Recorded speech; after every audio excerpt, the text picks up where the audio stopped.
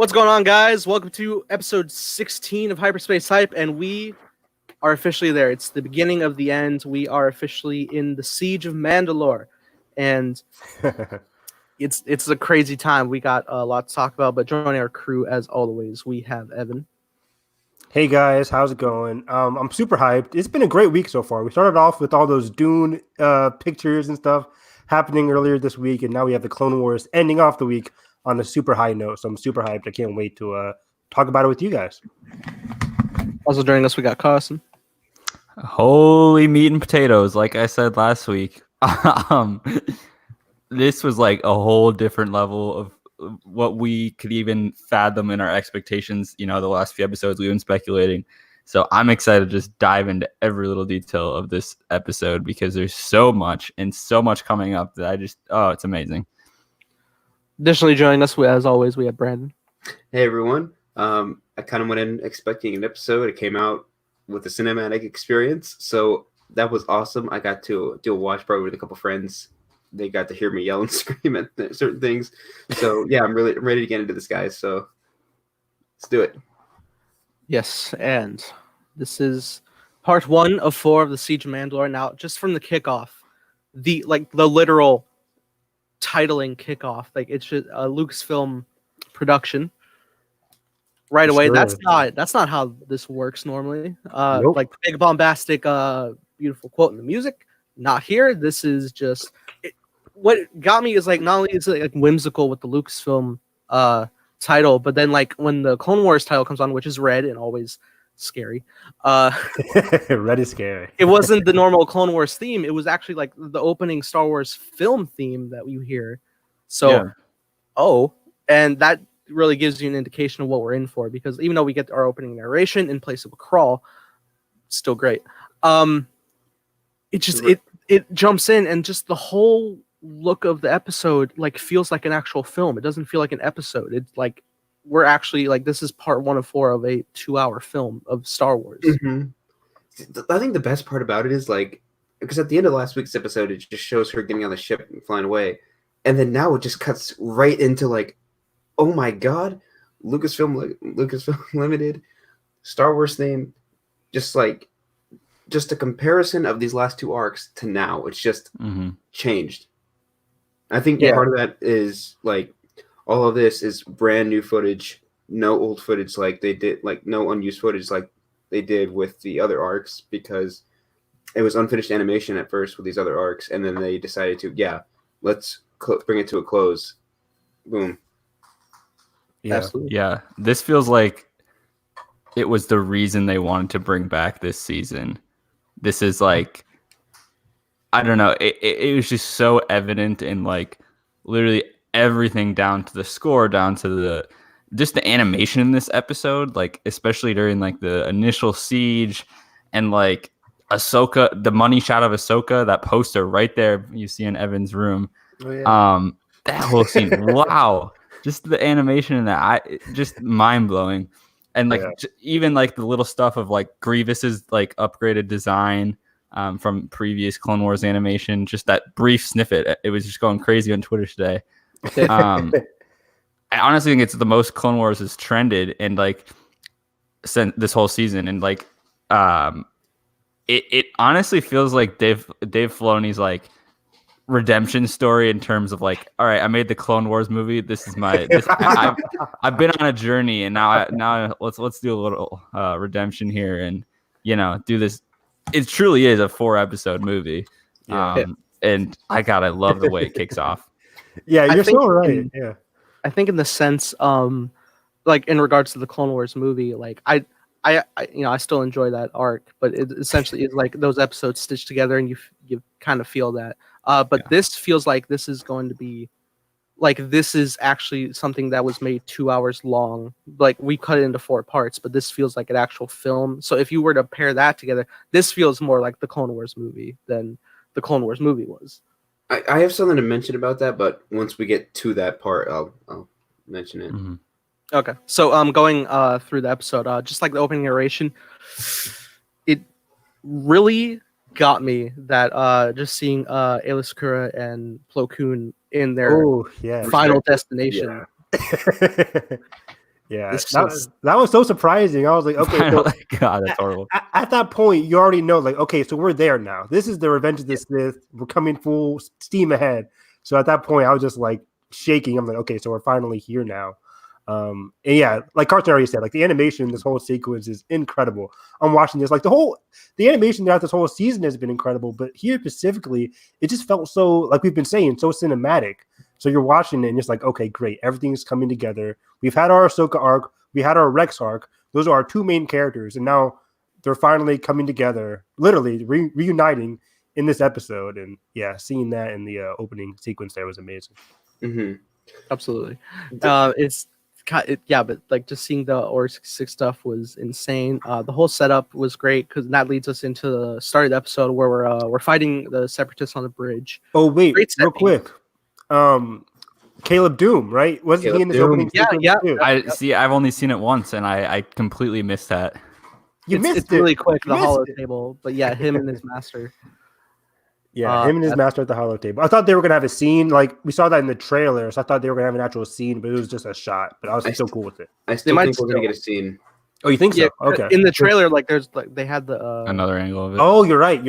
They had, it's the same Revenge of the Sith line through Yoda and Mace Windu. But this is a different perspective because they're in the hologram form instead of physically. Yep. Also, before we go into the episode, are we shocked that they didn't discuss the Son of Dathomir comic? I literally read this last night to prepare myself because I'm like, I did too. Okay, this is probably going to be very important for this episode. It kind of was. Oh, like what Maul was doing. What Maul was doing. Like, right. Of course, I don't want to say it, but we end the episode with Maul. But I'm just like, for a regular audience member, it's just kind of is new to them. Like, they don't know. Last time they saw Maul he was on the ground sniveling next to Palpatine. So that was very surprising. I feel like they might it's like this more prediction territory, but I feel like they'll probably have Maul say a couple lines. Okay. That's what I was he's been through, and maybe even in regards, because I finally finished the Dathomir comic right before. I think they might address, since we're going to be in the Revenge of the Sith point, I'm sure Word will probably broadcast Count Dooku is dead, and I'm sure Maul will bring up like how he tried to convince Dooku onto his side, stuff like that. I would love that. Okay, that makes sense. That's cool. Yeah, it's kind of a parallel, like, what are you? I think what is the last line he says? Like, what are you doing here? Or like, I wish for Kenobi, what are you doing here? And then Ahsoka's probably gonna jab back. Yeah, why are you here? Right. Like, what do you have to do with Mandalore? What a Luke line. But I know. But speaking of Luke and Last Jedi, oh my God, bridge with Anakin's whole confrontation to the Separatist army. It's a full mirror of what his son does. See, you know what's cool is like even before that, something I noticed is like this kind of the action kind of begins the same way the Clone Wars movie did with Obi-Wan. Yeah, that's what I noticed too. Getting like held back, and Anakin and the 501st just come in and they wreck. It's just like when Anakin was like, Obi-Wan was like, oh, we're waiting on Anakin. It's the same thing with the Clone Wars movie. It's like, we need to wait for Anakin's signal. And he's like, follow me. And he just jumps down. Oh, wow. I did not remember that. I haven't seen that movie only once in theaters. This is a very good Obi-Wan episode, guys. Like, it's been a while since we've gotten some good Kenobi development. And I loved, like, especially, like, realizing how close we were right after we saw the little clips of, like, the narration.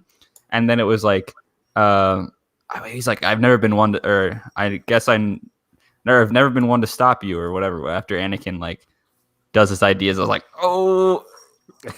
like it hurts, and it just like, it's so close, and yet just like seeing Anakin just like smile in this episode even is so like bittersweet because you just know how tragic the end of his arc here is. It's all coming crashing and burning, literally. It's so sad. And I'll get to it later, but there's definitely points where I see the emotional side of Anakin more that is ultimately the downfall of him. But it's just like I feel like it progresses very well into Revenge of the Sith. Yeah, there's a line there where he's talking with Obi-Wan. I forget what the line was, but he was like, oh, you're just being yourself, old friend or friend. Like, they kept emphasizing, like, their best friends. I'm like, 5 days later, this guy's going to be burning in lava. Yeah. Jesus Christ. Yeah.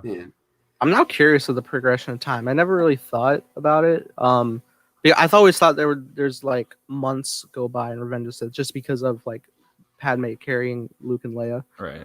But I guess it could progress faster. I mean, they already established since that second episode of Clone Wars pre-Revenge of the Sith that Padme is certified pregnant at the time, so time can progress faster. Even if it's like canon retcon the timeline, nobody's really gonna take much notice except us.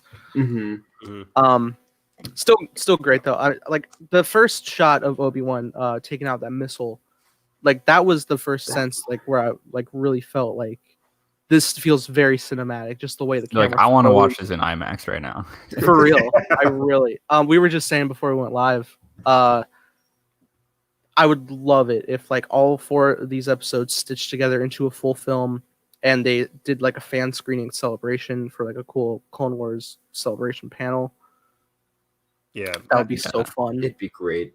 At this point, I'd be shocked if they didn't do that. It seems so like it has to happen. Yeah, it will be like a Clone Wars Remembered panel with Q&A with Filoni after or in between episodes, and then that'd be Imagine cool. he did that. Imagine he does that. Like it's like, oh yeah, we're happy with the Clone Wars, and then that's like the debut of like the Ahsoka art. Yeah, that'd be great.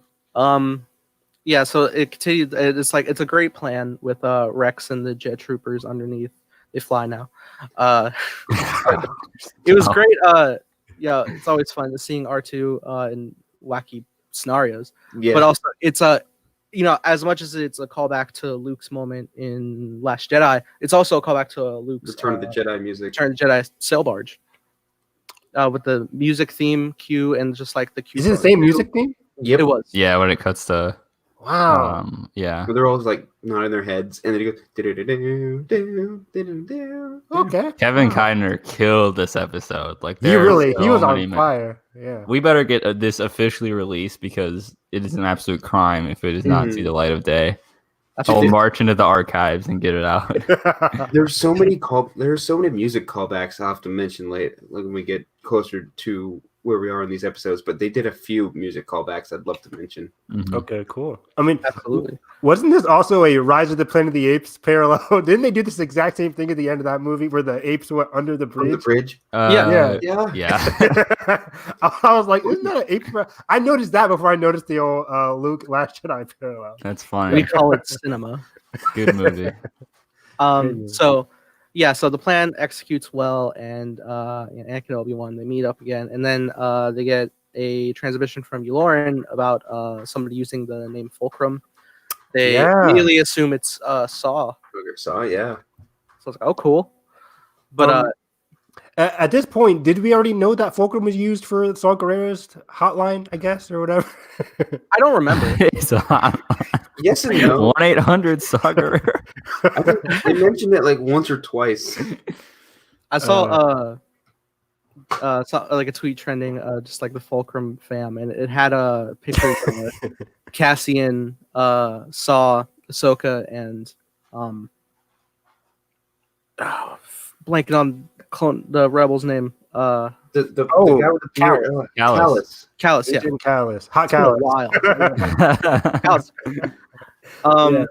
So yeah, that was really cool. That was a nice, cool parallel. So we get to know like Ahsoka still carries on Anakin in a way after Clone Wars. That's his thing.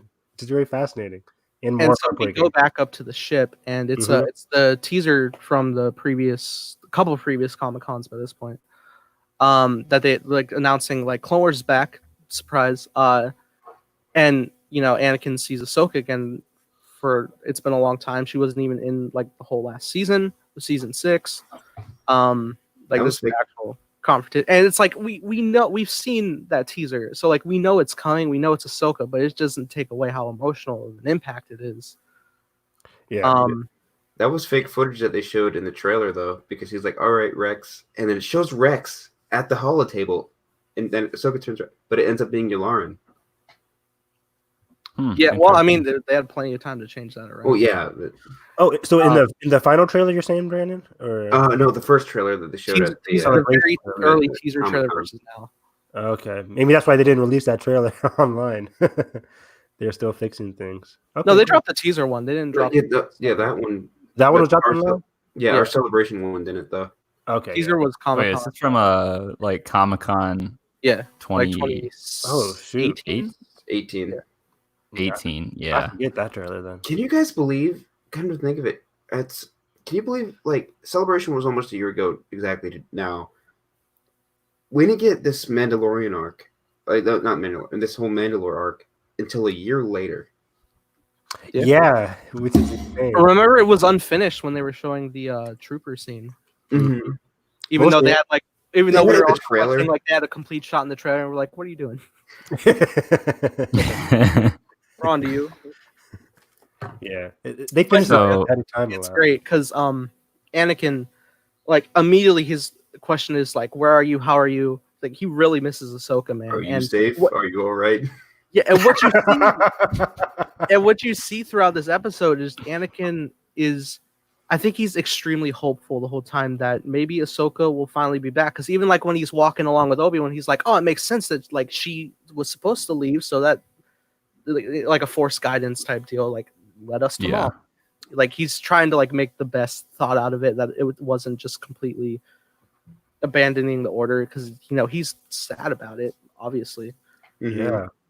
And I also noticed, and I feel like I'm the only one who made connections. I actually found a couple of connections to the original 2D Clone Wars series they had. Oh. Like just like watching them walk through the hangar bay. My initial thought, because that's exactly where the Clone Wars series ended, where they're jumping to the Battle of Coruscant with Grievous and everything. Yeah, I remember that. Yeah. And I was like, man, I hope they do that. And then, like later they do, and I freaked out so bad. It's so good. But we'll get there. But yeah, so Ahsoka boards. That was great. So her entrance when she's walking down the ship, that's the same entrance that the same exact entrance that she has in the Clone Wars movie, where Anakin and Obi-Wan are just staring at the ship, looking at her walk down. R2 is there. Perfection. Wow. All these Clone Wars movies. I genuinely do not remember anything from I don't the remember first movie anything besides Stinky the Hut or whatever, and the backpack, or she's like running through a desert. Rhoda the Hutt, the perfect canon brain I have. Anyways, Oof. What caught my eye about this, I love this. This is like the first time I cried during this. Actually, no, I cried during the Last Jedi parallel. I cried during this R2 moment. And then we need to talk about the holo scene, or not the holo, just the discussion right after, like, hey, we need your help, blah, blah, blah. And then with a great Obi-Wan line of like, oh, the council will decide our fate. And then Bo-Katan hits back with, oh, do you still care about my sister? Or is that just like not a thing? And oh my God. And Obi-Wan just kind of like snaps, and it's really good. You know the depressing part like about that line that? a lot. Yeah. Go, Brandon. You know the depressing part about that is like Obi-Wan was ready to leave the council and the order for Satine, but now that she's gone, he's more sticking with the order and the council to all he has carry things out. Yeah. Mm-hmm. But also, I want to talk about that line, because when Obi-Wan said like that would break a treaty that's been like 100 whatever years old. Yeah. At the end of season 5 of the Clone Wars, when he and Bo-Katan escape Mandalore, didn't Kenobi say that they'll be back? Am I incorrect there? I thought he said like the Republic will come back to take back Mandalore. We'll be back. I think that was more of his personal emotions, probably. Okay. Like kind of like, because I always had the. Oh, wow. Will later on like put a siege on Mandalore, but that never happened. I guess. Yeah. I don't know. But also that whole line, like you were saying, Carson, that reminds me of why I like Obi-Wan so much, because he has the ability he has an emotional connection with Satine, but he also has the ability to be like, okay, I can't let my emotions cloud my judgment here, which is something I think Qui-Gon has done too. He has a little bit of Qui-Gon in him. Yeah. Like, okay, I can have these emotional connections, but I can also like say that I have to make the decision that's right for everybody, not just what's right for Mandalore. Mm-hmm. Another great, absolutely amazing line in this episode is right before Ahsoka and them split up, before we get the emotional goodbye, but we get the the line where Anakin's just like literally coming up with bullshit out of his ass. Like he's like, all right, we need to do this. What if we split up this? And they went because he desperately wants to help Ahsoka, and Ahsoka hits back to Obi-Wan with like, no, the Chancellor's on Coruscant, and it made last arc so much more impactful because I think she has a line where she's like, I've seen something, the people that really need the Jedi or something. And to see that kind of go against what Obi-Wan was saying was really, I don't know, it's really good dynamic in this episode. Yeah, it was a great moment where it was like the Republic needs us. Like, no, the Chancellor needs you. Yeah, that was great. That could be.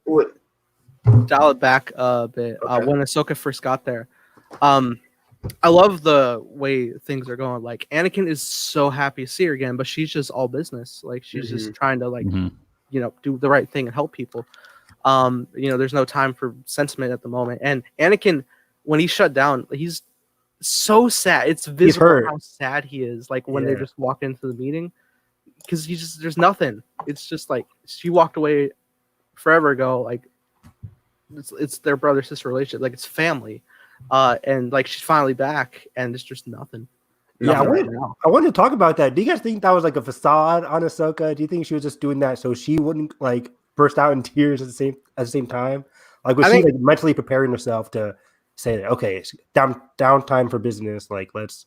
I think she's keeping professionalism at the forefront. It's just like around working with everybody, just because like we just like there's bad stuff happening right now. We got to like get this moving.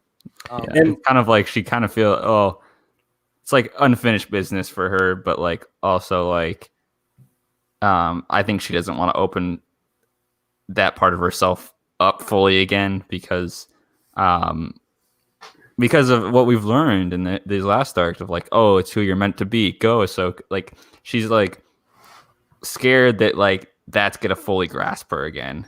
Yeah, that's a good point. Like, especially with that last line from the last episode, Together Again, when she's like, I'm worried if I go back to help the Jedi, I'll get pulled back again. So you can really see that. And then meanwhile, here's Anakin like, oh, here's new paint job. Here's your lightsabers. Here. Yeah. All these like goodies, like, come back in. Yeah. Please. The scene while that happening, when they first walk in and see all the clone troopers with the helmets, Takadana music is playing. Takodana music. How do you catch this? Yeah, Takodana has music. Takodana has music. It's when they first get to Takadana. Like the bounty hunter. Oh no, like the Falcon flying over the land. The Falcon flying over. Okay. Interesting. But yeah, I mentioned this at the last arc too when we were making predictions about how Anakin was going to react. I'm saying like Anakin's it's an interesting thing. Anakin's such an emotional. I shouldn't say emotionally weak, but he's always like prone to his emotions more so than most Jedi.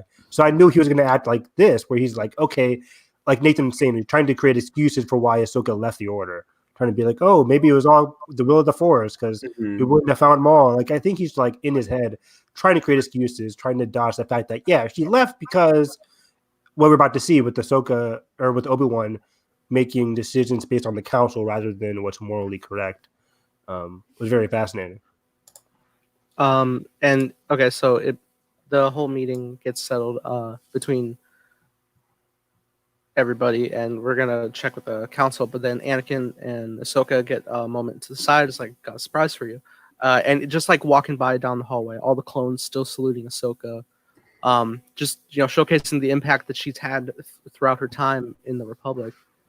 Beautiful to see. And then just when you get to the final door, and God, even like we saw at Celebration, knew it was coming. Still emotional as hell, seeing the 501st painted Ahsoka's face. It's beautiful, but also heartbreaking line from Anakin. It's just like the most important thing to clones or loyalty. Loyalty means everything to the clones. I'm like, oh, does it? Yeah, it does. And also, or was it Rex who's like, or she's like, you don't have to call me Commander anymore, and certainly he's like.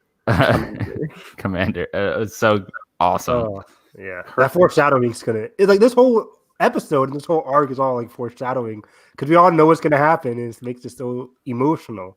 The next part that happens is what made me probably freak out the most, because like every episode, every time we do Clone Wars predictions, the biggest thing I'm always going on about, I was like, really want these Revenge of the Sith tie-ins, really want that capital raid. Boom. Let's go. And first, like, they're like, oh, the lightsabers, and I know it's the lightsabers, and I'm just like, oh, okay, cool. But then the alarm blares, Obi-Wan bursts in instantly, like, hyperspace, now Chancellor's kidnapped. I was like, oh my god.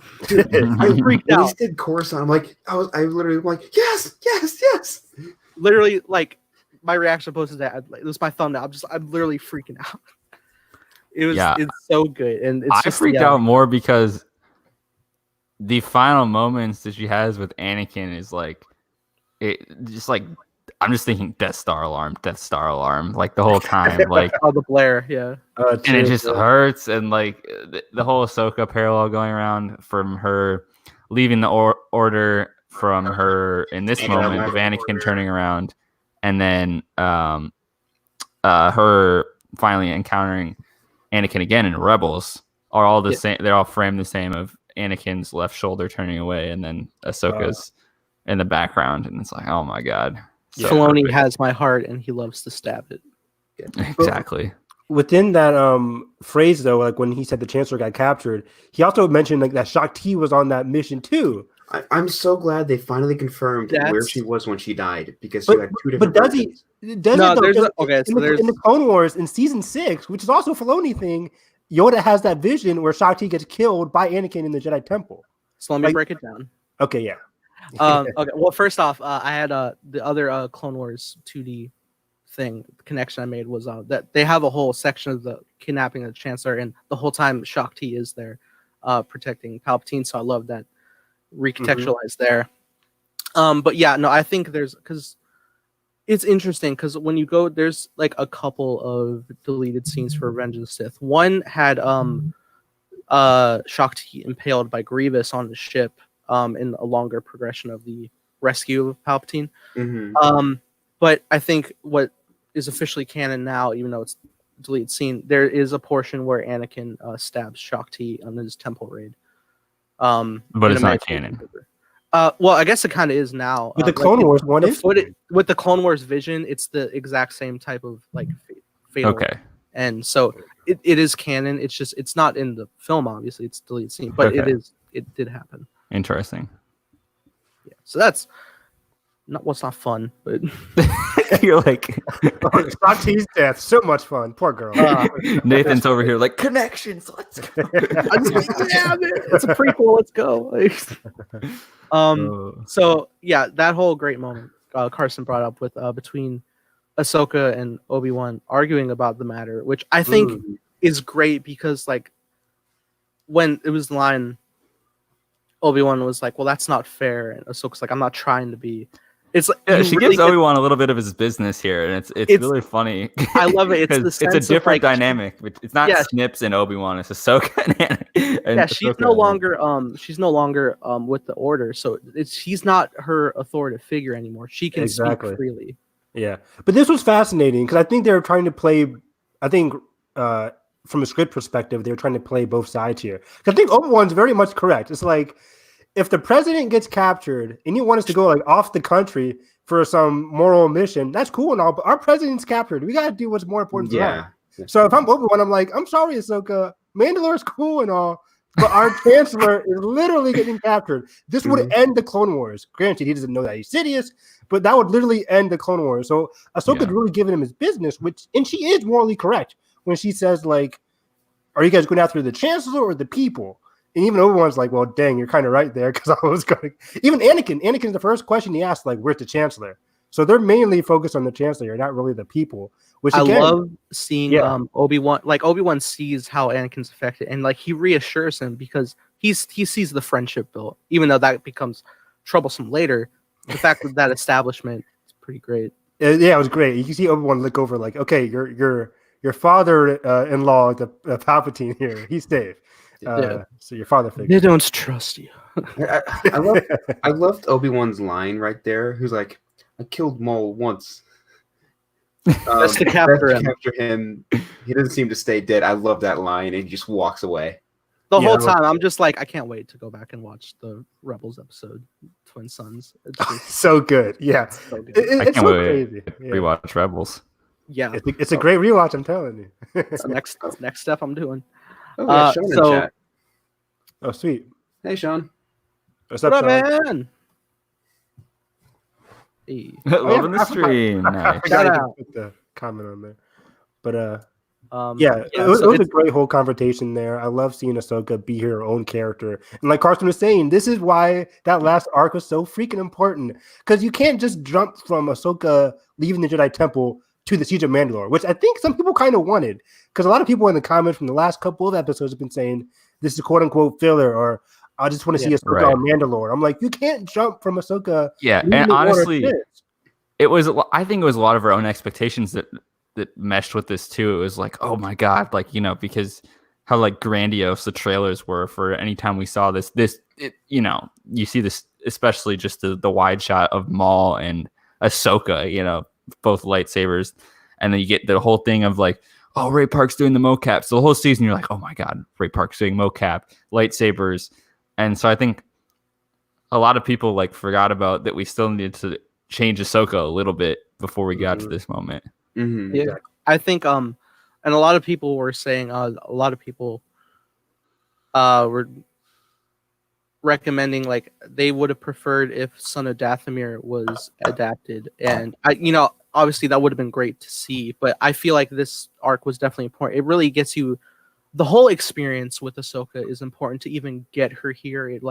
It sets up her whole course of action of flowing, like how she has the knowledge of Maul because we're dealing with the Pikes that are connected with him. Yeah. We get the re-establishment connection with the Mandalorians, and also her whole progression of being with people like Trace and Rafa is what makes her so like determined to help these people, because like just like their whole experience, like the Jedi didn't really help us, they just kind of left us standing. And most importantly, it's her POV that we get of these experiences and the information that she kind of picks up on the Maul things. Like, yeah, it would be cool if we had a back and forth arc between Ahsoka and then whatever Maul is doing, but it would take away from, you know, this being kind of Ahsoka's show, like basically. And especially in the last season, you know, you got Rex, you got Ahsoka, and then you got this big arc together. And so it makes sense that we didn't deviate from that as much as some people wanted. That was exactly what I was going to say. Like, Filoni has constantly said the two main characters in the Clone Wars, regardless of what personal opinions aside, it's Rex and Ahsoka. So it's great to see 4 episodes focused on Rex and building Rex's friendship with people he wasn't really familiar with. And then Ahsoka building friendships with people she's not really familiar with Trace and Rafa. Like, all she grew up on was Jedi, then now she's expanding her horizons with Trace and Rafa. And then you see that collide here with Siege of Mandalore. It's poetic. Yeah, it's interesting because I feel like Carson was saying earlier of how like this arc feels like what they were primarily going for with returning with the show. I feel like I'm glad that we got this. If they had just done it like in the style of like a wrap-up film, kind of like what what's that show, Firefly did. Oh yeah. Which, you know, a lot of people really enjoy, Serenity. If they had just only done like these 4-episode arcs as like 1 2-hour event, I feel like the impact would have come and gone too fast. So like reestablishing the serialized nature of the episodes and like getting back in the whole comfort and the excitement of Clone Wars and keeping it weekly is great. Really like sets you back into just like you're invested once more. So like when this event is happening now, it's an even bigger impact. Yep.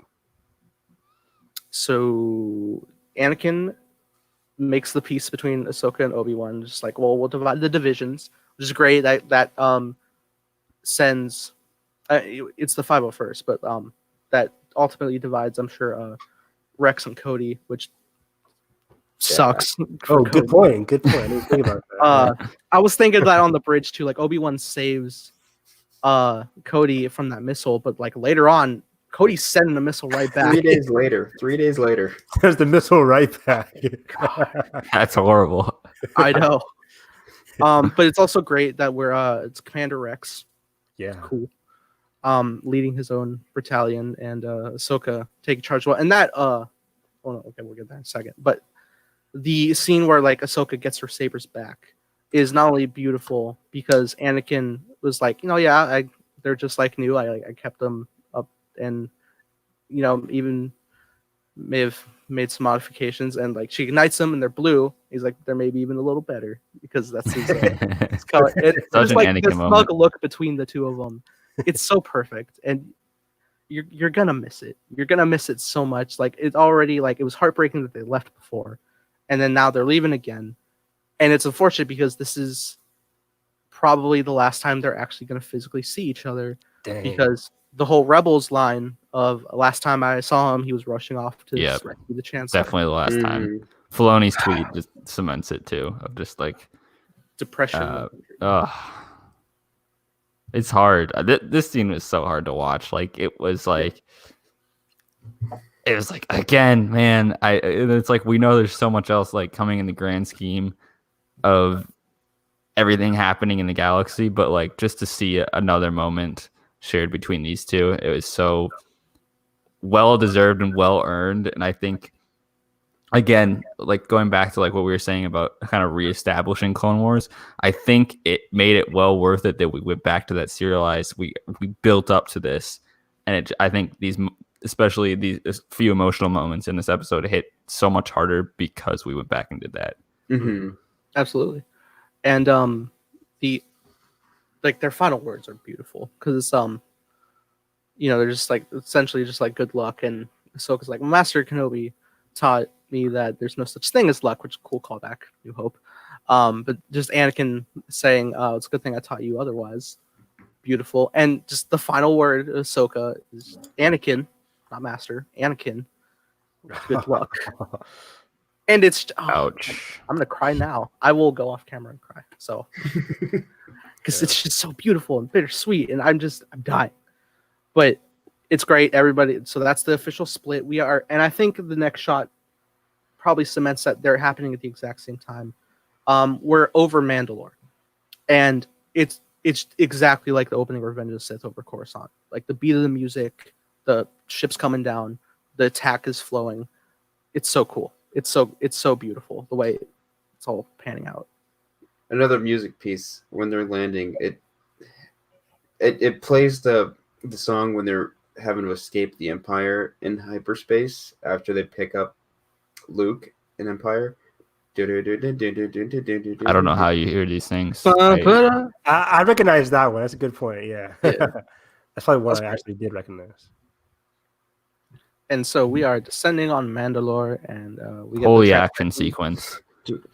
Okay, jumping right out of the ships, gorgeously, like great. the whole action set piece is incredible. And it made me think, like, okay, this show, The Mandalorian, seeing them at jetpacks in live action is cool and all. Don't get me wrong, but seeing them how flexible they are in animation, they're able to just portray a lot more. That's what I keep saying. Yeah. Oh, the fluidity of animation is right. Yeah. And it's like Bo-Katan flies out, or what are we waiting for? And then just we get that nice comedic moment. I don't need a jetpack, or I don't need one.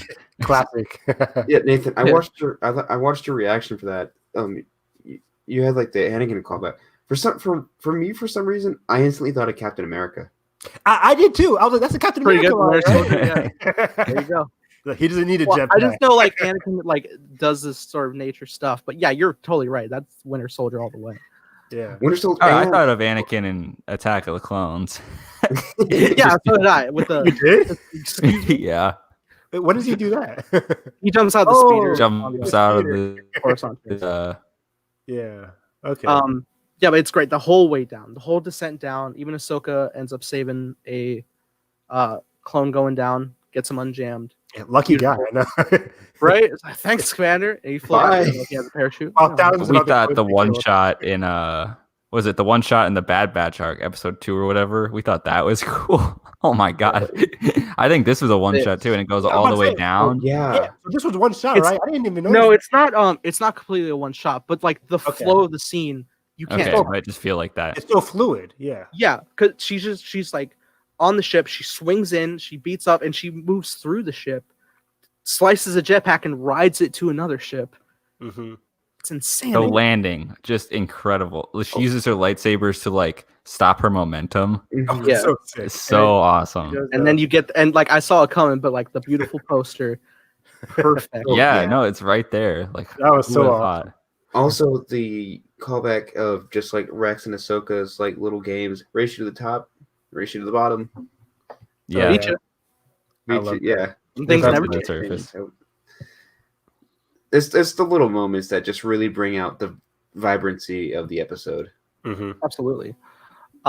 So we are rating the We're sieging. sieging of Also Mandalore. beautiful. Yeah. At this point, do we see Almach and Gar Saxon? Yes. Oh no, we see them in the This is after. hologram on the right before. Oh, On before the that. That- Yeah. Almach is in his armor. He's like Yeah. Yeah. he's in the back, but like he's in the fight. Mhm. Okay. Yeah. We got to talk about all the All the people. the people that are right there, because I was like, I saw. I can't remember what her name is, but I was like, Sabine, what? the hair, Correct. Yeah. Yeah. the hairstyle was so similar. I was like, hold on, wait a minute. Oh No, no. that's that's the same Mando from she's in the Son of Son of Dathomir. Dathomir. That was her name. Was Yeah. Rook. Rook. Yes. Yeah. She's really. So that was cool. And we I'm got glad I Ursa read Wren. I was like, ooh. Oh, Yep, what'd you say? we got- What? Who else was there? Everyone? Yeah. It was just Rook and Gar Saxon. Yeah, Mandalorian. Yeah. Yeah, it was just really cool seeing Gar Saxon with that shaved look. So different from Rebels, where he's like a older guy, 20 years older. About yeah. Hey, we got the Mandalorians finally. in the Mandalorian. Yes. Yeah, that sick armor. I know. That I action hope, great. Just like the I think where they're Bourne. going for Almach, it's Bo-Katan goes in, she's got the holographic shield, and like she just completely blocks the torch. Just Oh, that was awesome. yeah, with the shield. That was yeah, sick. she's dealing so much business. And the combat feels so Yeah, that real. action sequence was incredible. That made me think, I wonder if they didn't just only do Ray Park's mocap. Like this feels If they did real. mocap for all those ones. Yeah, because like the punch, like she's dealing to Almach, like it's all the punch and just like straight up. Oh, especially the helmet too. I don't know if it was just the sound design. Like she at one point she just punches him in the helmet and it just like Yeah. jeez, like Yeah, knocks him back with just like a fist. Yeah, Or I it think does- she uses like the little rocket thing in the wrist. I can't remember what Wrist Wrist rocket. wrist rocket. Watch those wrist rockets. Huh. Well, you know, in Mandalorian they're like whistling birds or like it's like Yeah. little. Wrist rocket. So I don't I know know- if they had like a little thing for that. I know they're even using the jetpack rocket too. That was great. Yeah, that was awesome. Always fun to see. But yeah, when she does take down Almach, like straight up, he straight up insults her about her sister, and then she fires. Like, if he doesn't flinch, he did die. Like that's a headshot. Oh yeah. She doesn't care, dude. It's so great. But then he reveals, And then he's like, "Oh, they underground." yeah, Or and it's like basically like, he wanted you to bring Jedi, but you brought It's a the trap. wrong one. And I'm just Yeah. like, oh my god, that dude is dead set on Kenobi forever. Mhm. Yeah, I really want to talk about that later on. I'm like, he's Yeah. so focused on Kenobi. and right after this, not to move too quickly, but we get like a horror scene. Like it's Oh, it's- awesome. They're like The way creeping in the tunnels camera's, here. like moving Yeah. around. It's so I literally put that in my notes. I'm like, is this a horror scene? Like, this is really absolutely. This episode had it all. It's like emotion, action, comedy. And then you have horror. Yeah, it's like they're walking through, and then we get into the front tunnel that's like on this side, and you see all the Mandalorians, and then Yeah. like it just keeps going, Yeah. and there's Keeps so going. many of them, There's like 20 of them. and then Yeah. by the time you get back to Ahsoka, I think everyone started to split up. Mhm. Yeah. It's Crazy. crazy. And all the clones go down one by one until like they're all down. They're dead. And Yeah. Ahsoka's the last Yep. one. She's surrounded. Mhm. And This was, I mean, Ahsoka knew she was going into a trap, right? I'm like, usually when Well, Jedi no. know they're going into a trap, or I mean, she knew she was in a dark area. well, she was slowly like on the walking through defense for sure. She was on the defense. I feel like a more established. I don't know. I shouldn't diss Ahsoka like this, but I feel like a more smarter general would be like, okay, maybe we should step back. No, here. I think it was a little bit of, she gets to the ground and the siege is going really well. Everyone's going. Good point. They marched right up on there. They already took. I can't remember what they say. Yeah. They took the docks or something. I think they expected to just like, there's gonna be like, it's gonna be guarded for sure, but they didn't expect to like Get be surrounded. followed. Like they're just like letting them walk in to pass through to surround them. Good Mhm. point. Yeah. Before we dip into like them getting surrounded, there's another moment.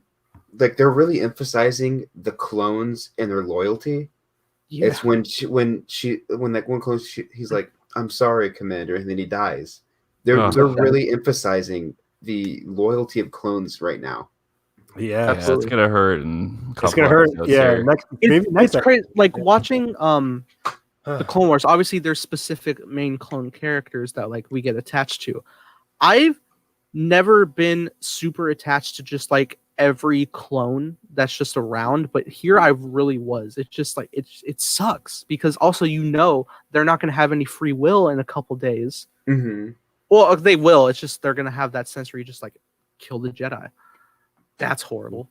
So it's insane. It's beautiful. It's so well done. This really it dialed everything up to 11, but we finally are surrounded. There's like I think like maybe like 8-10 Mandalorians surrounding Ahsoka, and then just the man himself, the Sam Witwer voice.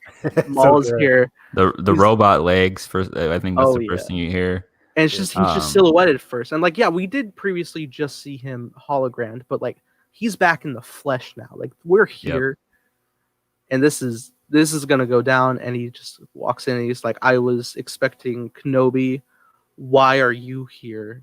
And it just cuts back to Ahsoka, and then of course it cuts there perfectly, which there was a lot of points in the episode where like, because Clone Wars loves to just like in the middle of your arc, just like stop the adventure there, come back. Yeah. There's so many points I was like so relieved that the episode kept going. I was like, oh cool. And like here, it just cuts off, and I'm just like, I wasn't like, oh man, it's over. I was like, what a film, for real, for real. The way they cut it off, like, I was when it ended, I'm like, no, come on, keep going. I tweeted this out because like with how cinematic this is and how beautiful like all the characters are being handled, I'm going to be editing a 4.5 hour intercut Revenge of the Sith Clone Wars. You're mad. Holy crap, Nathan. It's because I feel like I could definitely make it work, because it's just it would be something Your computer will not be able to export it.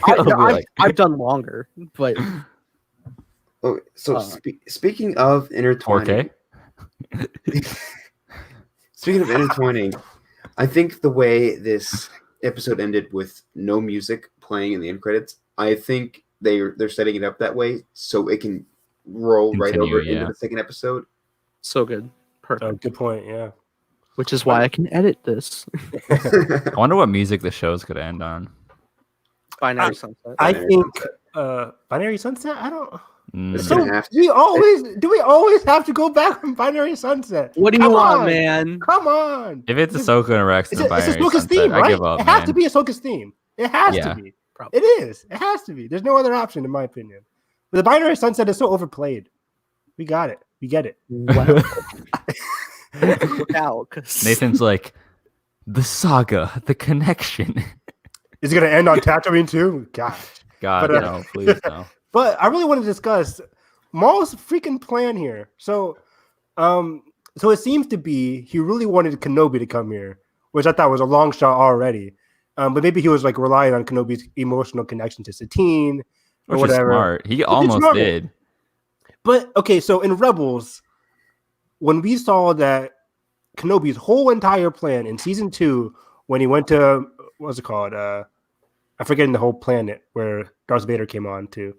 But Mortis? No, wait, what? in Rebels. Okay. Whatever. But that planet, like Maul really wanted to find that holocron so we could find Kenobi. And that stretched into season 3 with the whole twin sons thing. His whole arc in Rebels was Kenobi. I thought that was interesting because, like, okay, that makes sense because at the end of season 5 of Clone Wars, we saw that he got his butt kicked by Sidious, so he's not going to go after him. But I was still shocked to see, like, now he's still after Kenobi. This whole Siege of Mandalore thing seemed to be premeditated on him wanting Kenobi still. So at this point, he's already completely forgotten about trying to go after Sidious, which does make sense. I was rereading Son of Dathomir, and it's also just another jab from Palpatine to Maul because like he's like pulling Anakin Obi-Wan away. Yeah, his whole grand plan has just pulled that. I think he's gonna say something about that. I don't know, like how much do you like? Realistically, how much does Maul like? No, because I'm curious with like this crossover, like how that's gonna work if he's gonna say something, or do you think it's gonna completely like I don't know. Hey, Nathan, so you also read Son of Dathomir too. So going off of what Carson said, is there a line in that book? I literally just read it last night, but I think there was a line about the eventual what's it called? Order 66 of it all. I think he's essentially just trying to tell Dooku just like this is over, nothing's gonna matter, and he's just gonna throw you away. He's already looking for a replacement, right? So that's why that ties back to the Kenobi thing. Is like, he's going down his priority list. He's like, well, this can't do anything anymore. I might as well just like Kenobi, run Crimson Dawn, I guess, whatever. Like, pretty good. Yeah. But like you just said, Carson, so his whole focus is on Kenobi right now. But then last episode, we saw that he's kind of threatening the Pikes with Crimson Dawn could take over leadership here too. So is he doing Crimson Dawn and Kenobi? I think he's trying to get the small game because he's trying to get ahead of when the shift happens. Okay, but he's still focused on Kenobi at the same time. So he's like which I think is just like it's his emotional conflict is that, but versus like his realistic like goal is like, okay, I gotta kind of figure this out. Okay, of, like how I gotta establish my power. In the outskirts of everything. But it's interesting because I just this is going into speculation. Do you think the throne room or I don't know, is it in the throne room when Ahsoka and Maul are fighting? It looks like the throne room, yeah. I feel like all the fights are taken outside and like they're just it's the door. And I do not remember anything about the fight in the Ahsoka novel. I cannot tell you. It's pretty important. Good. I don't want but like I'm speculating in terms of like where we're gonna see Order 66 crossover at first. Is it gonna be in those moments of overlapping in terms of what we got in the introduction of this episode of seeing those guys, or is it gonna be like with one of our main characters that we haven't seen Order 66 through their eyes? What do you mean by that? So like we haven't seen like not from Ahsoka and Rex? I think we're gonna see Ahsoka's perspective. Okay, yeah, that's what I was gonna say. Like, do you think we're gonna get Ahsoka first? I don't think we're gonna see like Plo Koon's death in Clone Wars. Nobody. I don't think it'll be even more dramatized for Filoni. No. He'd be flipping in his A-wing or whatever. But I start fighting. It's like there's Plo Koon. Boom. Okay, that's it. Happy now. I mean, I'm sure we'll get new Jedi for sure. He's alive. You think so? I think they okay. So something that Clone Wars has done throughout the whole show, in the intros, they'll show scenes of things that they either have already animated, like or have shown previously, or have upcoming in future arcs. They do that a lot. Yeah. So I think there's a reason they showed Caleb Doom, reason they showed Plo Koon, Aayla Secura in the respective Order 66 places. They're going to show it. You think so? I think so. What can you show about Aayla Secura? He gets surrounded by troops and gets shot. I mean, they could just like it's animated, so you could go. Like, I think it's be a montage. If steps anything. more. I think you could get an extended Order 66 of just like even more. Wow. Just like new perspectives, but also like familiar ones as well. Maybe from different angles. Yeah. I'm not complaining. That'd be awesome. I'm just saying, like, I just really want to see Ahsoka's perspective. I don't really care about Aayla Secura or Plo Koon. I like Plo Koon. He's cool. Okay, but if Ahsoka is like is Ahsoka? Is Ahsoka gonna be fighting Maul when this happens? Like I can't remember. it- Not I anything. would predict that Order 66 is going to break the fight. I think so too. Yeah. Yes. And see, what I think is gonna happen is we're gonna get Maul voiceover over these moments. We're gonna cut to these moments, and they're gonna be like, "Do you feel it? Like it's happening?" You know, something like that, where it's like he's like taunting her with it, like because she's gonna probably be overwhelmed by it, obviously. Yes. Do you think the clones? I just remember. Do you think the clones, when they get the order, do you think they'll be able to differentiate Maul from any of the other Jedi, or do you think they'll just classify him instantly and try to take him out? Well, he's still an Good question. To them, he's still an enemy. Like at the end, Sure. Either way, like because the clones to them, they're just getting told an order, but they're also still having to fight the war. Mm-hmm. Yeah. I think it would be really funny if Palpatine put it in the Order 66 code, like Jedi plus Maul. Just go ahead. Jedi. Go ahead. Let me I edit need this that real meme quick. of like him coding on a computer, just like, all right, Jedi, Maul, Ahsoka, she's not really a Jedi anymore. enter. Flash script. So I got some theory. I got some theory. Okay. So there's a clip in the trailer where Maul is mind probing a clone. Yes, Jesse. I think. I feel like Ahsoka is gonna catch wind of seeing him do that, and this is where it's gonna go into my full theory. Bear with me. No, this seems believable to me. Since Rex has been made a commander, leading battalion, I think Order 66 is going to commence. I think Rex is going to take Palpatine's call, and I think he's going to turn. And I think Ahsoka is going to. They're going to have a brief fight, and I think Ahsoka might have to do something with the Force in his mind to break him out of it. Or just knock him unconscious. Yeah. No. That's actually a good theory because he already knows about the chips, but if Ahsoka messes with his mind, he'll realize, oh wait, come to think of it, Fives told me about this chip. Yes, in my head. Yes, Brandon. I think that'd be awesome just to reference the Fives arc, which is one of the best arcs ever for the Clone Wars. Yeah, they could just be like, oh wait, brain blast. Like I just remember the Clone Wars thing.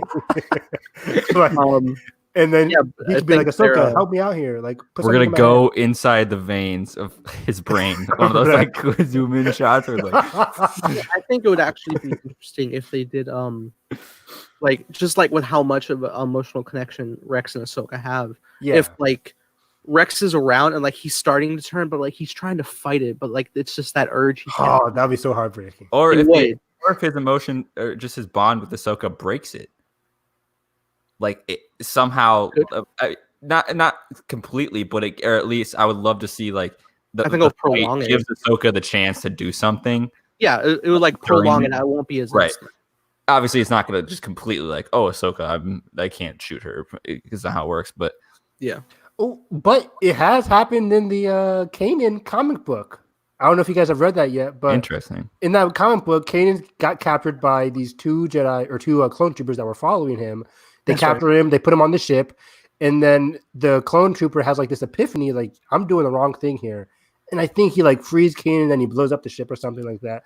But that was without the whole ship at all. That ship wasn't referenced. So it is possible, especially with the emotional connection between Rex and Ahsoka. It's possible. I think we're gonna get some version of it. I don't know if it will be like I think Nathan's onto something where they're gonna have kind of a skirmish.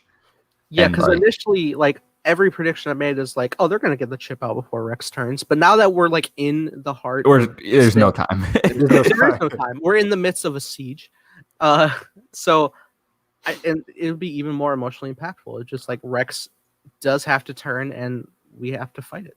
And Rex seeing his brothers fire on the Jedi and fire on Ahsoka. Oh, are the clones gonna fire on the Mandalorians too? I don't know. Like Bo-Katan, that would be something. Like, so Bo-Katan's gonna be like, "Yo," again. He's gonna edit that in. He's like, "Okay, Bo-Katan." You know what I think might happen is I think Bo-Katan might see like a clone starting to attack Ahsoka, and they'll be like, "Well, what are you doing?" And they're just like, "What are you doing? We got to follow our orders." and that will cause a turn, Yeah. which would be crazy. Bo-Katan's like, this is why I freaking hate the Republic. You can never trust these guys. And they're just like already becoming empire, which I saw earlier, like in their on the meeting on the ship proposing the whole siege. Just when Obi-Wan was walking away, I was just like looking in the background. Already the officers look imperial. I was just like, God, it's insane. It's so good. Yeah. I mean, you kind of see that in like season 6 of the Clone Wars too. I remember when I was rewatching the Clone Wars, there was a whole aspect of they were like in the jail center where Ahsoka was on trial, and you see like it's all very much imperial like. So we're really getting up to there. Yeah. Now this is happening. In Rebels, do they address how long Thrawn has been in the Empire? Maybe. I don't remember. It might be in that Thrawn novel. Well, the first Thrawn, it's in the first Thrawn novel. Yeah. But I think at this I time, could not tell you. He is with... Yeah, he has to be. Because remember, in the second Thrawn novel, which I did not read, he's talking to Anakin. Remember? There's like so he's already on Coruscant at this point. So yeah, so he knew Anakin. Because remember, he had the theory that Darth Vader is Anakin, right? He kind of had that theory. Oh, yeah. So I remember reading that from like the Star Wars.com article. Thrawn met Anakin himself? Yeah, Thrawn met Anakin. Anakin and Thrawn went to, what's that one Galaxy's Edge area called? The Galaxy's Edge planet, whatever it is called. Batu. Yeah. Yes. Anakin and Thrawn went to Batu because they had to save Padme, which is parallel, which the other part of the Thrawn novel is Vader and Thrawn have to go back to Batu. I think. I could be completely wrong. Yeah, no, you're right. But yeah, so Thrawn is part of there. Maybe we could see him in Order 66. Well, I was wondering, do you think we'll see No, Filoni, no. Please, finale? No. Let's put I don't everyone know, if we in can there. have Tarkin overseeing the Death Star with Vader, why not get some Thrawn? Thrawn walks up behind Vader like, hey guys, I'm here too. Can you imagine? Like, That'd just be like crazy. right, like a second after. It's just like a report coming in or something. Yeah. That'd be it. I would love to see more of the progression of just like the clones becoming the Empire officially. Yeah. You kind of see it in the Vader comic book, which takes place literally right after Revenge of the Sith. Like you see those clone troopers like slowly evolve in design. I don't remember if they reintegrated it into canon. Is Vader still leading the 501st? Yeah, I think so. I'm not sure. No, I'm not sure. I can't be. It's interesting. I could be lying, but I think so. Okay. Yeah. I know, Why I know not? he has clones. I wasn't sure because I know previous iterations. I mean, he leads the 501st in Revenge of the Sith on the Temple. Yeah. So Without Rex. Man. Oh wait, I mean, this was the last time Anakin saw Rex too, right? Did we mention that? Yeah. Oh man. Jesus So, Christ. I didn't even realize that. Do you guys think? So I guess like in the split. Oh God. So like, because they said earlier we'll split the 501st. Now I'm imagining the non-Rex squadron is the one that takes the temple. And I'm sure the rest of the first on Mandalore right. We didn't is forget about lost. I'm sure. Which is kind of funny. I remember Anakin was like, okay, so Ahsoka takes half, I take half. But then when they were over Mandalore, I'm like, that's only half of the 501st? That seems like a whole legion. I'm like, how big is the 501st? It's just crazy. Game like of the Thrones top in the Republic. last episode. Exactly. Rounding, as we'll put it. Well, I mean, also, Yikes. that's a lot of 501st clones that are with Anakin when he's raiding the temple. Yeah, that is. So I'm just like, they're throughout the whole temple. So how many 501st people are there? Anakin has a big responsibility there. Enough to take out like at least 100 Jedi. It's just insane. So yeah, I guess that was the last time Anakin saw Rex, which is very heartbreaking too. So man, it's all emotional. There's no connection with Rex and Vader and Rebels, right? Nope. Okay. Yeah, there's a scene where Vader like fights Rex hand to hand. It's pretty awesome. Well, they're both in Return of the Jedi. Rex actually uses the Force and then like says he can communicate with Finn. And, the feeling. Exactly. I have a feeling. A feeling. I'm actually sad. What made you want to remove your chip? A feeling. A feeling. Oh man, the movie that never gets old. Ahsoka! Pow! Ray! Chewie! The Chewie it's comedy.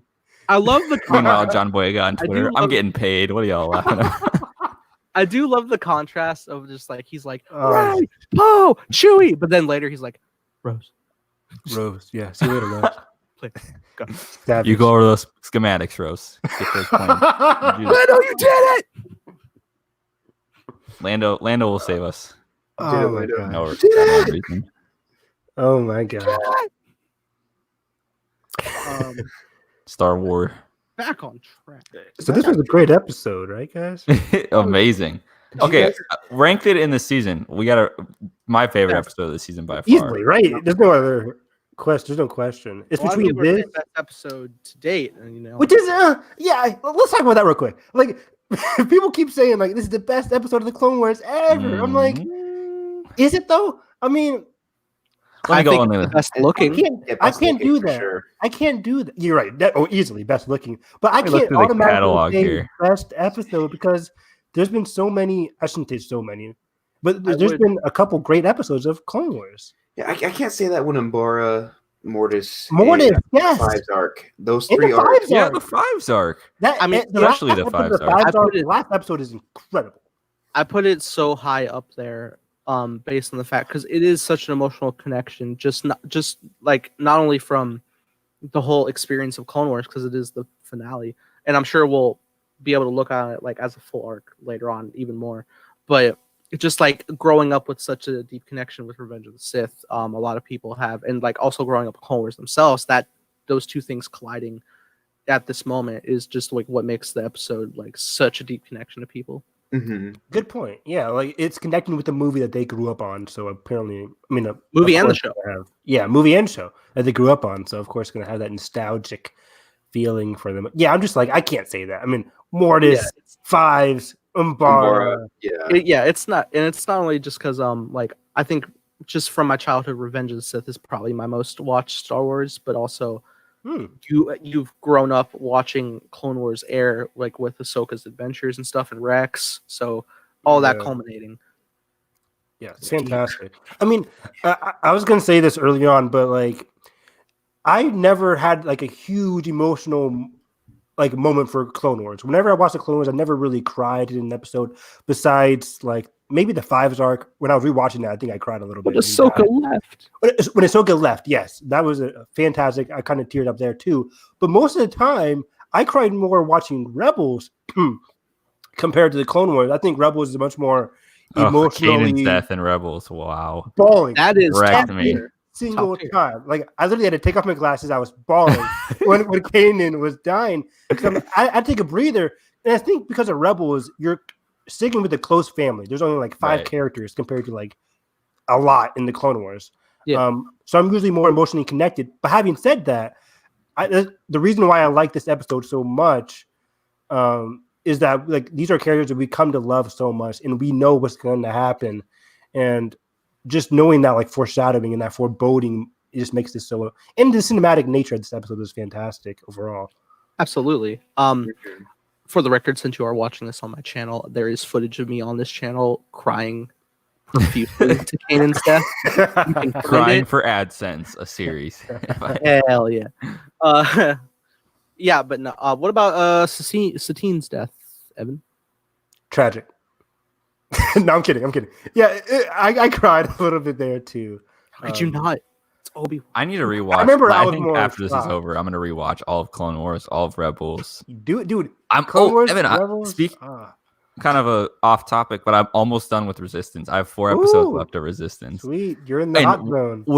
I'm gonna do a full review of season 2 because I don't know why anybody is not talking about this show. I It is agree. so good. So The good. second season is so good, and you all are crazy for not liking it. Nah, Once just Clone biased. Wars ends, because I make the videos of Clone Wars. Once that ends, I'm gonna Mhm. replace it with Resistance, so that'll be Yeah. fun. Okay, I like this. Yeah, Carson, I was gonna say, you're just biased because we're friends with Christopher Sean. No, Evan, I just watched the episode where they go to the new planet and they encounter like those The fish people.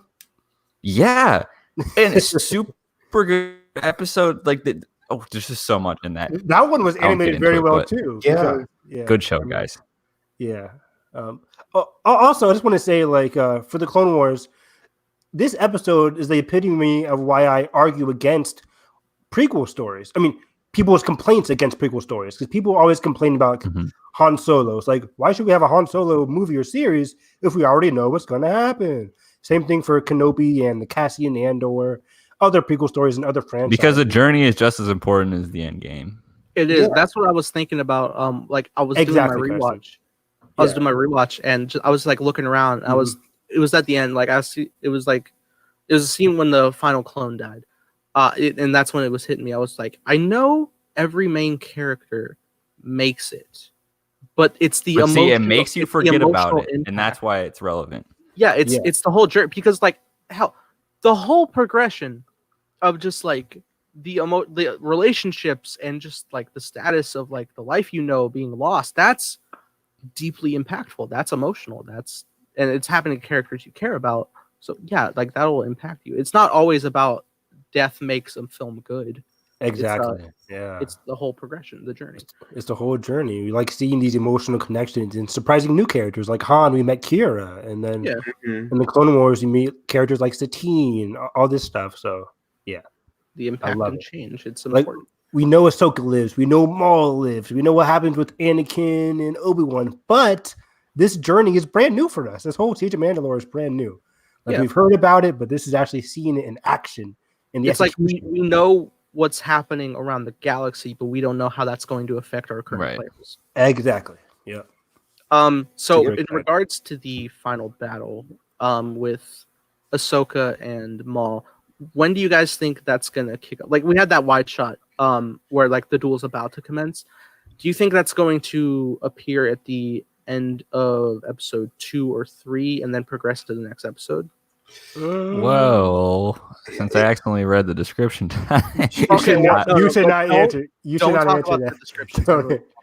But I'll say, I mean, I read the descriptions too, but like, Never mind. no. I'm not gonna spoil anything. You get muted, sir.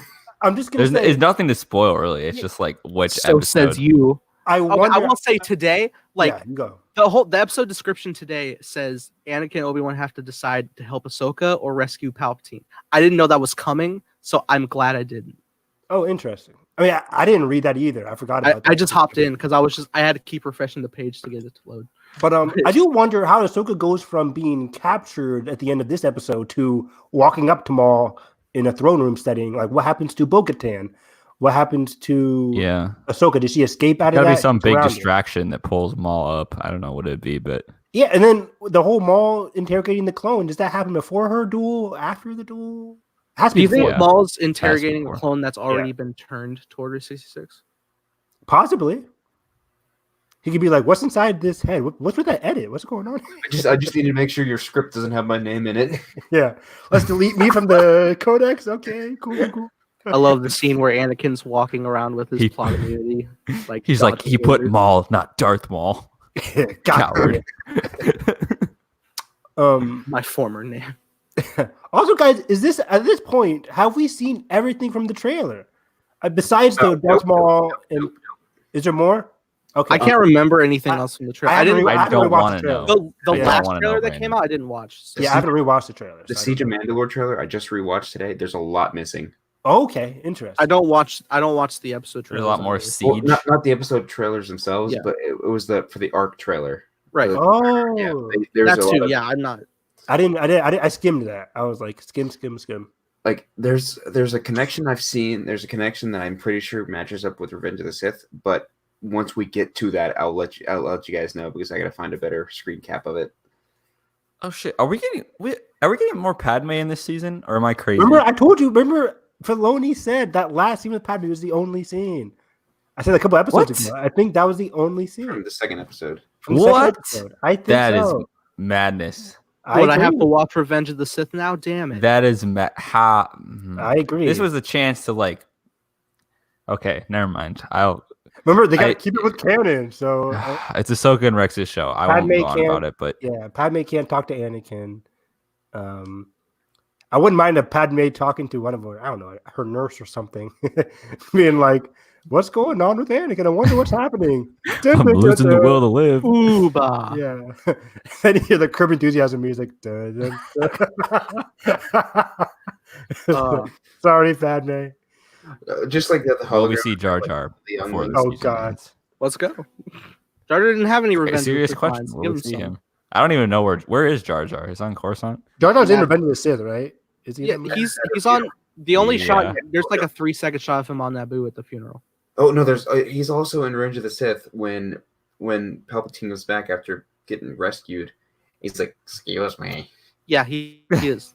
That's true. Jar Jar doing the emergency powers. Is that Attack of the Clones or Revenge of the Attack Sith? of the Clones. Okay. I haven't watched that in a long time. Misa? Stop this in it. Okay. So yeah, Oh, man. it's interesting. Now I'm unsure as to what's gonna go on with the characters from the films. I don't know if we're ever even gonna come back Cut to to them Anakin at and all. Obi-Wan. Like, yeah, I don't know. Because I mean, I was still having the predictions of like it would be cool if there's a Montage.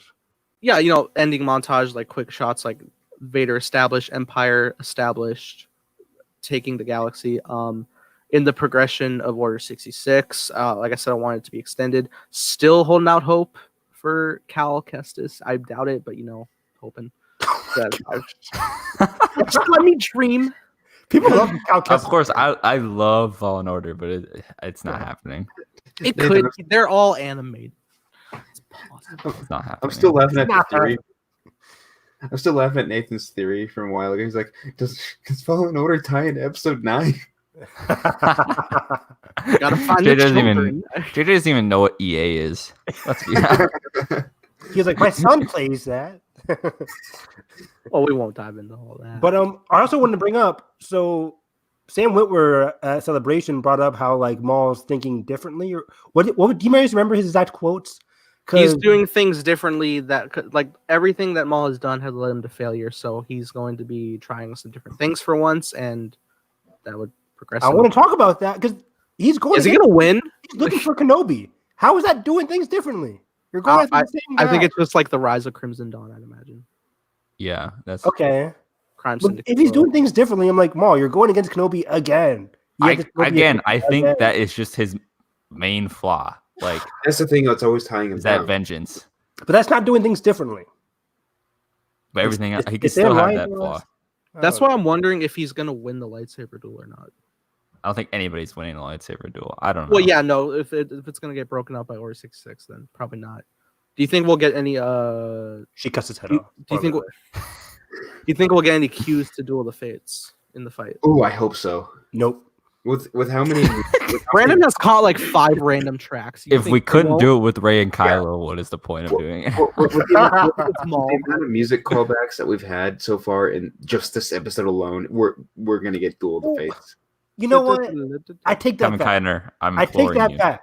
I take it back. Don't do it. I forgot that I didn't forget, but yeah, Darth Maul is like the Duel of the Fates guy. So Yeah. All Dude, right. All it's right. fine. Give me one little spin. I say That's what I'm saying. Just like a quick cue. 60% chance. Yeah, 60%.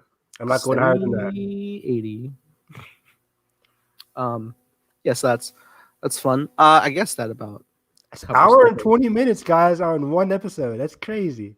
You want to do some rapid fire news this week of that's lacking of. Oh yeah. No, there's some moment. Okay, so for example, Stone Skarsgård and I'm forgetting other actor was Not cast. relevant. Kind of a newcomer, I think, Okay. which is Kyle, I wrote it down in my notes. Okay, they've been cast in the Cassian series, which is always nice to hear. And now I'm Kyle wondering, Sawyer. what kind of a role Stone Skarsgård's going to have. please Empire something. Really? I was expecting Rebellion actually. That would be kind of a challenging role for him, which would be cool. I was thinking Rebellion too, but somebody in the comments was like, I can see him being the villain. I'm like, I can too. So I can't really. He can play both. He's such a good actor. They're like, Both. go watch Chernobyl, guys. Exactly. Chernobyl was a masterpiece. It's just so good. It's what is Oh, it? is my 5 knowledge episodes? of the 4 films with him 6? not good enough? No, it's not. No, get out. I know. Especially in Avengers. Oof. But Oh, he's all right. Wait, he's in the Marvel universe? Never heard of him. He's in the first couple Thor films and the first 2 Avengers. Speaking of that, I don't know what I article it genuinely was, don't but remember somebody was like, Ooh. Marvel is Stellan Skarsgård. I'm like, Marvel is Stellan Skarsgård. Yeah. Oh, yeah. Oh yeah, they're like Thor Thor. Marvel actor Stellan Skarsgård. Like, I'm like, what are you kidding okay. me? I was like, Who's he in? he's in They're going to Chernobyl. play his whenever he wins an Oscar. They're going to play a clip of his resume, and they're going to have him in Thor: The No. Dark World running Oh naked through God! Stonehenge. Perfection. But I just what? Okay, I had to pull him up because I'm like, wait, Yeah, he's in Goodwill Hunting. He's in. You didn't know. You didn't know. The man is in Dune. Let's go. Yeah, speaking Hey. of Dune, yeah. Jesus Christ, Dune. Isn't he in one of the Dragon Tattoo films? Yes. I haven't He's watched in- those. But yeah, you it's haven't watched. exciting. You haven't Oh, watched Fincher's Girl with the Dragon Tattoo. That's the only Fincher movie I haven't seen. You like it. I did watch that crappy other one that they did like 2 years ago. It was what the trash. Spider's Web? Spiderweb. Oof, that was trash. The Girl with the Dragon Tattoo is a really good. It's like a 3.5 star for me. Rooney Mara's in there too. Okay, Carson. Yeah, you're really selling me on okay. it, buddy. It's good. So it's always fascinating to hear more updates on casting. Seems like more and more lately. and I really like when Star Wars gets these older veteran actors like like like Grant. Ben Mendelsohn. Richard Grant, Ben Mendelsohn. Ben Mendelsohn's kind of younger on that side, but yeah, Richard E. Grant, Ben Mendelsohn, and then for Mandalorian, what was his name again?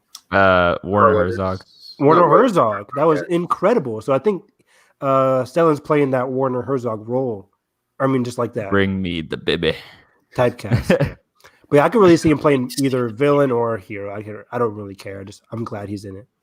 Absolutely, it's gonna be great. Obviously, It's kind of evidence that the show is moving faster than we anticipated because of shoot before Kenobi, right? maybe they were just getting everything in line. That's why we didn't hear anything, and they were just like, Yeah. let's go. In that same article, it kind of, I don't know if it was a confirmation, but yeah, Tony Gilroy is directing, because I thought he was just helping out like around. Yeah, it said directing a few He's episodes. directing a And few then episodes. the That's really showrunner is still exciting. staying.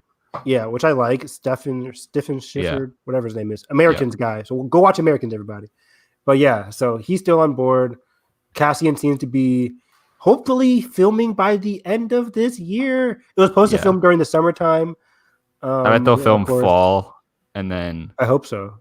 it will Apparently come not out August. but fall yeah. 2021 probably. Fall 2021 is what I assume. Yep. October 2021. Yep. Because even like I think Mandalorian started filming, or we saw set photos In- August or October, right? They were filming in October and they still came out the November following that. So yeah, so they can film in October if they really want to. And it's only like what, 8 episodes, 8 to 12, or 6 to 8. So yeah, they have time. And in other news, there's the announcement of the docu-series for The Mandalorian. Oh yeah. Is on that Evan's birthday, right? May the 4th. Yes, did yeah. they say it's going to be like every episode gets its own? That's a good question. Yeah, we don't know if it's like specific to each, like one 'Cause it- episode per Because episode. this or if it's more of documentary a- is It's 8 episodes episodic, long. right? It's It's not 8 just episodes one. long. Let me pull up the thing here.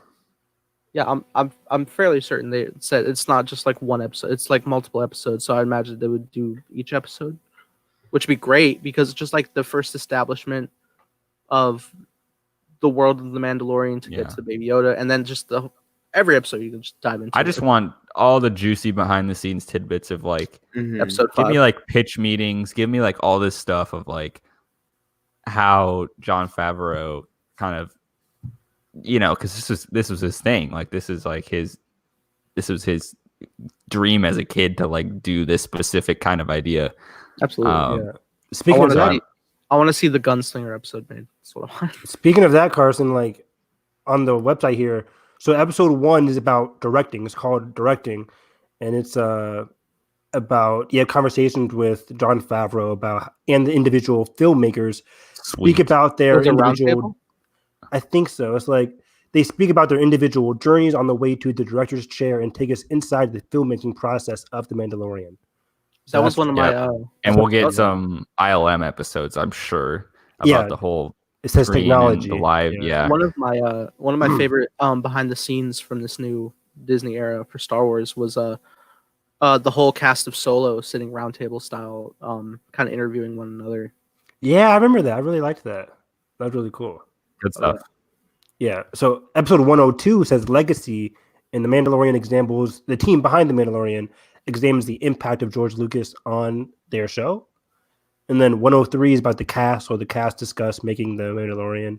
That includes Pedro, Gina, and Carl Weathers. And then episode 104 is a technology episode where he talks about the new technology they use to bring the. And that's just four Projection episodes. is More. crazy. Yeah. I want to see what inspired them to cast Jake Cannavale. Who's he? The guy in episode 5 that we absolutely. Garbage. Trash. It is my job for this podcast to make. I shouldn't say trash. Random... Please come on our podcast. It is my job. He hated the Rise of Skywalker. I'm sure we had a lot to talk about. Oh, Do you remember that? He came out and he's like, "Yeah, it was garbage." Yeah. He's awesome. never getting employed again. At Disney. Can't just John- say that to your brand. John Favreau's like, my bad, guys. I didn't know he was like that. Oh, no. No good. Speaking about the Mandalorian, though, there was a report earlier this week about Fennec Shan reportedly or maybe being back to life. Maybe. Oh, she's back. Come on. Which is crazy. I'm like, she got shot. Yeah. It But then honestly, a body came to recover the Evan, body. they cannot just waste that actress. There's no way. They already did. They already did. No. Episode 5. You're She does setting not up- sign that deal unless it's multiple seasons. There's no way. You cannot waste her like that. That is doing her dirty. It's called. She's like, Mandalorian all right. Season 1, episode Then 5. why did somebody walk over to her corpse? Because they Yeah. wanted to. Why do we get a tease about that? She's alive. Why would they focus on that if not 'Cause for a bigger purpose? People were caring about the freaking guy over her. They didn't care about No. the dead girl. They were like, "Oh, is this Boba Fett? Is he John I Carlos care. DeVito?" I God will damn stand it. I don't give a flying crap. That was close. I don't give a flying Oh, crap. I already swore on Well, this who- episode. Please no demonetized. Yeah, I mean, I swear, but I was gonna say something worse. But I'm like, I don't give a crap about who Boba Fett is. I don't need Boba Fett in this freaking show. I don't care. They already wasted Ming-Na Wen, so if they bring her back, it's like, what? You survived a bullet wound? What is this guy, magic Bacta tank or something? Like, what happened? So, okay, well, all right. Say the scenario comes out and Boba Fett is on the show. Garbage. Okay, hold on. Okay, and you're watching the episode. Do you I will literally trust? turn off my TV. Why? well, hey, hold on. Hear me out. Character. It'll be good. It's a character who died on screen, came back to life, saving another character who That died on screen. The existence of this character is completely a fan bubble of It is. expectations and nothingness that has grown into a cosplay obsession Oh my gosh. that single-handedly propelled the character into the spotlight in the fandom, and now it's just hyped up purely because of that. But the Clone Wars episode. Jeez. Anything else, Carson? No. And okay, if James Mangold would have actually directed whatever when that was all announced, like, cool, give James Mangold a chance to do it if anyone's gonna do it. It's gonna be That Dave sounded Filoni awesome. directing that episode. Ugh. Bring back But- Cad Bane. God damn it. Oh, he died. He What died. if it's Cad Bane? Cad Bane died of If it's Cad Bane, yes, give me it. That was in the deleted scene, Brandon, which I hate that deleted scene. The deleted scene is garbage. I love Dave Which Filoni. deleted scene? But Wait, you're what gonna tell me Cad Bane lost in a what's it called? Old West duel to a kid Boba Fett? Get out of here. Get out of here. Maybe. Wait, he lost in that? Remember, like They his- both get hit, but they Boba both get has hit, the but helmet. Boba has the helmet, and then you assume Cad Bane. Wait, dropped. Cad Bane dies in that? I think his so. hat falls on the Oh, His ground. hat falls no. off and whatever. But that was the deleted scene, so I still don't think that. I remember because it was like at one of the conventions. Pablo, like, Well, yeah, that was that was Orlando. Yeah. that was Yeah. unfinished animation, right? And like even like this past season of Clone Wars has like altered some stuff, right? Yeah, Right, exactly. yeah. So I assume Cad Bane is alive and happy and with just drinking right now. I don't know, but So you guys don't like Boba Fett in Clone Wars? no. I mean, it's fine. It's fine. Like, He has some funny episodes. He's always mad. I'm like, dude, He smile is. for once. Why are you so mad? Why are you so mad? I I like him mad at Mace Windu. That makes sense. He tries to. This is a funny episode. He tried to kill Mace Windu so many times. Wasn't he in the arc where Obi-Wan changed his appearance? He's Yeah. like in prison, and he's just like, eh. Is he in that? Oh yeah, yeah. He's in the and jail Bosca punches Obi-Wan, I think. Yeah. Or something. Bosca's there. I love that arc. by the way. That's a Boba, great you got a arc. problem with me. Like, Bubba is so lucky his dad has like the best friends in the world. right? Otherwise, Bubba would be dead. But yeah, I don't like Boba Fett. Spoiler alert. Yeah. Well, that's an hour and a half. That's a good stop. that was Have we done any canon readings at all? I reread Son of Dathomir last night at 3 a.m. Oh, Carson! Hey, you it. I started a certain point of view. Yes. I read one story, the first one, and it's about the Story. I can't if he's technically general or commander. That's like really close with Leia. It's going right after the Battle of Scarif, and just like literally trying to keep that ship Your Highness. moving. And Oh, he's the one that ends up getting choked out by Vader, and it's literally that it ends with him getting choked out by Vader. Captain Antilles. Antilles. Yeah. Yeah. There's so many Antilles in Star Wars. Yeah, no, but But- it's super quick. It's super good. I think it's written by God, who is it written by? Why don't I say one of the comic writers is prominent? Maybe. Anyways, Claudia. Gray. Yeah, if you could read the Master and Apprentice passage. That'd be and, great. yeah, so like it's really it's surprisingly really emotional because it's like you get his internal dialogue of like, oh, that's the last time he was saying goodbye to Leia, and like him even believing in the cause, like Oh my god. up until he blacks out and dies. Like it's pretty crazy. But I'm gonna read some more of them, hopefully for next week. And yeah, it's like one of those Star Wars reads. It's not immediately like, oh, you just sit down and read a bunch. It's kind of you have to be in the mood to like, okay, I'm gonna flip through the table of contents and just kind of pick a character. That's what I did. I primarily went with like the interesting ones. So like, if I were to like just give you like a top 5, I'd say to check out the Yoda story, check out the Master and Apprentice because Claudia Gray wrote that one. Yeah. Perfect. Check out the Greedo story. That's pretty great. I devoted like a whole half episode to Amperu, I think. I think I got all I need to know about Emperor. What a time. No, it's nice though. It's a nice story. And the Palpatine passage was fun because that was like written like a poem, kind of. Oh yeah, you told me about that. That's like right after the Yoda one, so it's like Okay.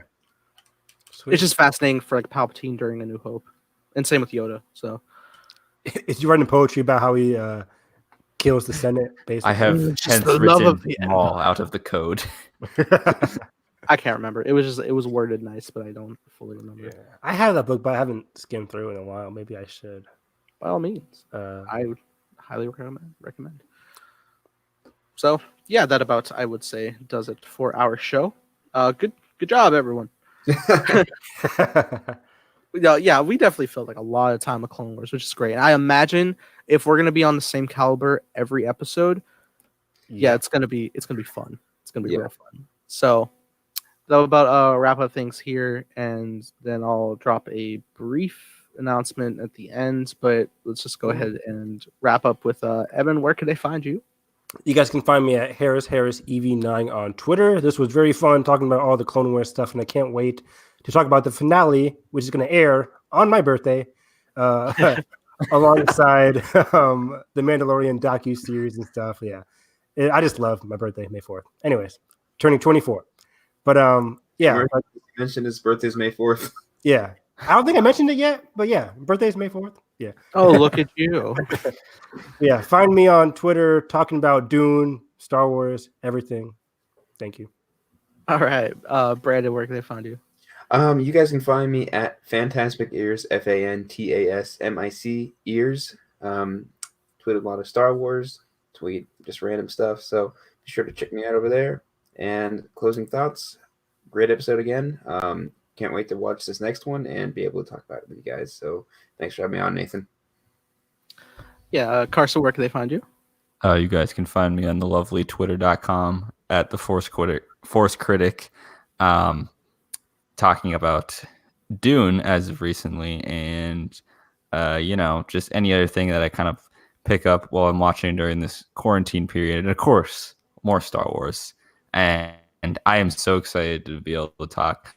I'm sure I'll have a full episode dedicated to the finale and just everything going on with Clone Wars. That's how crazy it's going to get. I cannot wait to break it all down, but we'll see you next Friday. Yeah, I wouldn't be surprised if the finale is just a straight up like 2-hour remembrance event of the entirety of Clone Wars. But Nathan gets every connection. Absolutely. But yeah, as always, you can find me and the whole crew with link in the descriptions below. You can also find me primarily on this channel, watching Clone Wars remainder every week and crying profusely. Also, just to let you guys know, we have officially established our audio frequencies on many different platforms. So that is also linked in the description below. Spotify, Apple stuff, everything. You'll be able to find us there. If you want audio only, beyond the compute, everything like that. Good stuff. Gonna be updating that this weekend, so that'll be fun. And yeah, that about does everything here. I'm sure we'll be chatting a lot more with all the coming Star Wars news that is ever flowing. So from all of us at Hyperspace Hype, if you enjoyed this podcast, we're here every Friday. Hit the like button, subscribe if not already. That being said, hope you have a great day, and may the Force be with you always.